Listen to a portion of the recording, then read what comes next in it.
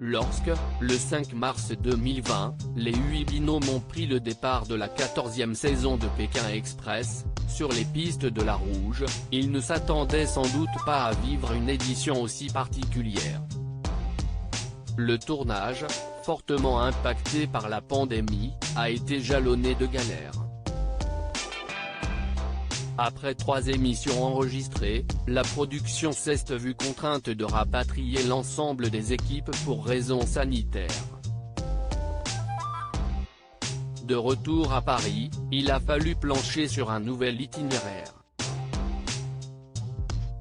Partis d'Ouganda, les candidats devaient d'abord rejoindre l'Éthiopie puis les Émirats arabes unis, avant une finale prévue à Dubaï.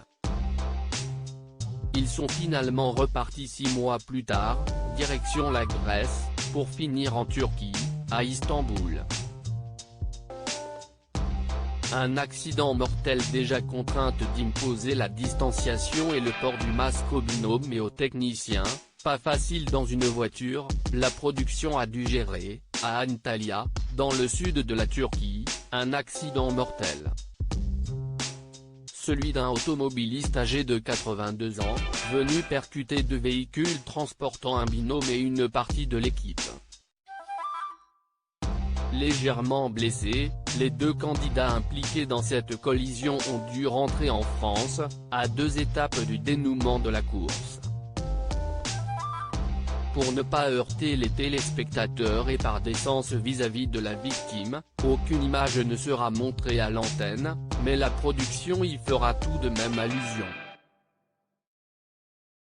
Jouer pour gagner au milieu de ce marasme, les participants n'ont pas perdu de vue leur objectif, la victoire.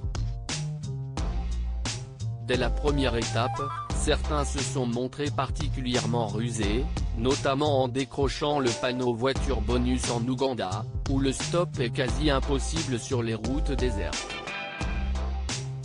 Parmi les plus déterminés, la paire explosive formée par Kautar, 38 ans, et sa fille Nour, âgée de 19 ans, mais aussi le duo fraternel composé de Pierre-Louis, 26 ans, et Arnaud, 24 ans. Quant à Christophe et Claire, il joue la carte du décalage, lui, le dandy antisportif, et elle, l'énergique tête brûlée.